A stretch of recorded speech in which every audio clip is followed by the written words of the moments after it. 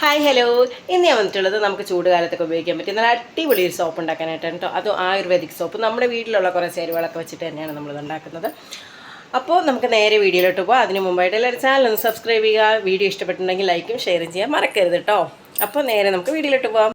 അങ്ങനെ നമുക്ക് സോപ്പ് ഉണ്ടാക്കാൻ ആവശ്യമായിട്ടുള്ള സാധനങ്ങൾ എന്തൊക്കെയാണെന്ന് വെച്ചാൽ, ആദ്യം ഞാൻ വലിയ തണ്ട് അലോവേരയാണ് കേട്ടോ എടുത്തിട്ടുള്ളത്, നമ്മുടെ കറ്റാർവാഴ. അപ്പോൾ അത് ചെറുതായിട്ട് നുറുക്കി എടുത്തിട്ടുണ്ട്. അതുപോലെ തന്നെയുള്ളത് പിന്നെ വേണ്ടിയിട്ടുള്ളത് പച്ചമഞ്ഞളാണ്. കസ്തൂരി മഞ്ഞളുള്ളവർക്ക് അതെടുക്കാം കേട്ടോ. എൻ്റെ കയ്യിൽ അതില്ലാത്ത കൂടി ഞാൻ പച്ചമഞ്ഞളാണ് എടുത്തിട്ടുള്ളത്.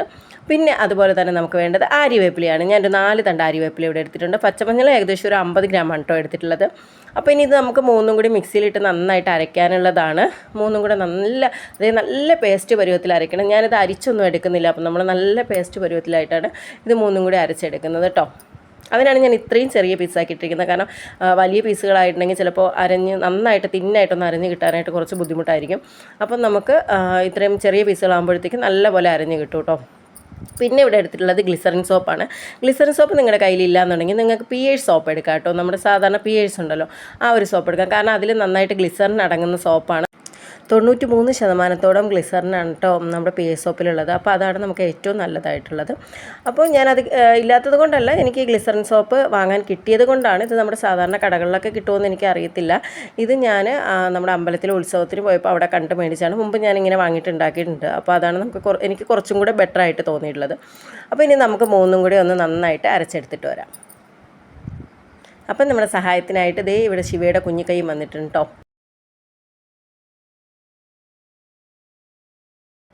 അങ്ങനെ ഫുൾ ജാറിനകത്താക്കിയിട്ടുണ്ട്. അപ്പോൾ ഇനി നമുക്ക് നന്നായിട്ടൊന്ന് അരച്ചെടുത്തിട്ട് വരാം കേട്ടോ. വേറെ വെള്ളവും കാര്യങ്ങളും ഒന്നും ചേർക്കരുത്. അലോവേരയുടെയൊക്കെ ആ ഒരു വെള്ളമൊക്കെ ഉള്ളതുകൊണ്ട് നന്നായിട്ട് അരഞ്ഞ് വരും കേട്ടോ. അപ്പോൾ ഞാൻ നല്ല പേസ്റ്റ് പരുവത്തിൽ അരച്ചെടുത്തിട്ടുണ്ട്. അപ്പോൾ ആ അരച്ചത് അവിടെ മാറ്റി വെക്കാം. നമുക്കിനി നേരെ നമ്മുടെ സോപ്പിലേക്ക് പോവാം കേട്ടോ.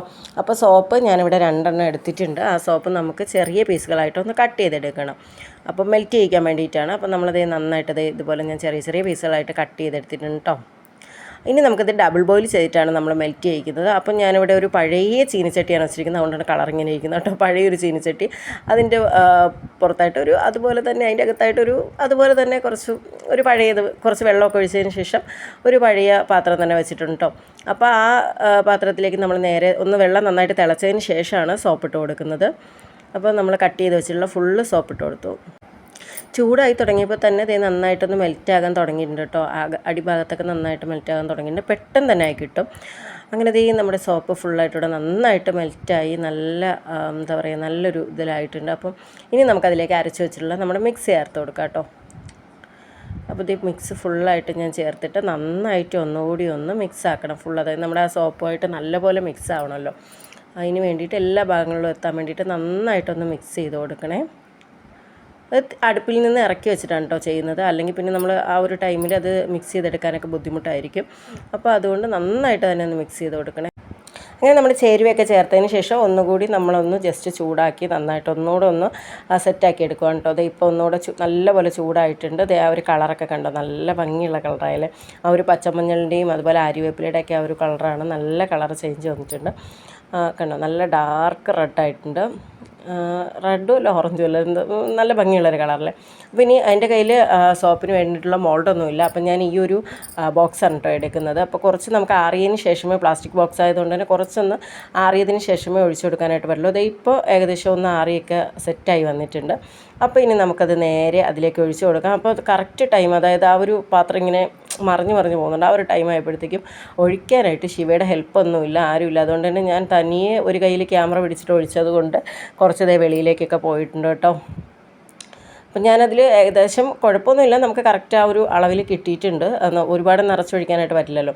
അപ്പോൾ എന്നാലും കുറച്ച് വെളിയിൽ പോയി, എന്നാലും നമുക്ക് കറക്റ്റ് അളവിന് കിട്ടിയിട്ടുണ്ട്. അപ്പോൾ ഇത് അടച്ച് വെക്കണ്ട, കുറച്ച് നേരം ആ ചൂടൊക്കെ നന്നായിട്ടൊന്ന് പോകുന്നത് വരെ നമുക്ക് ഇങ്ങനെ തന്നെ വെക്കാം കേട്ടോ. ഏകദേശം 1 മണിക്കൂർ കഴിഞ്ഞപ്പോഴേക്കും നല്ല സെറ്റായിട്ട് വന്നിട്ടുണ്ട് കേട്ടോ. അപ്പോൾ ഞാൻ ഇനി അതൊരു പ്ലേറ്റിലേക്ക് കമിഴ്ത്തുകയാണ്. അപ്പോൾ നേരെ കമിഴ്ത്തി ജസ്റ്റ് ഒന്ന് തട്ടി കൊടുത്തപ്പോൾ വന്നു കേട്ടോ. നല്ല അടിപൊളിയായിട്ട് നമ്മുടെ സോപ്പ് റെഡി ആയിട്ടുണ്ട്. ഇനി നമുക്ക് പല ഷേപ്പുകളിൽ, അതായത് നമുക്ക് നീളത്തിൽ തന്നെ കട്ട് ചെയ്ത് 3ആയിട്ടൊക്കെ നമുക്ക് യൂസ് ചെയ്യാനായിട്ട് പറ്റും. 3 സോപ്പായിട്ട് എന്താണെങ്കിലും കിട്ടും. ഒരേപോലെ കട്ട് ചെയ്തെടുത്താൽ മതി. അങ്ങനെ നമ്മുടെ സോപ്പ് ഇവിടെ ഫുള്ളായിട്ട് സെറ്റായിട്ടുണ്ട്. അപ്പോൾ അടിപൊളി സോപ്പാണ്, നല്ല റിസൾട്ടും ഒക്കെയാണ് കേട്ടോ. ഉറപ്പായിട്ട് ട്രൈ ചെയ്ത് നോക്കണേ.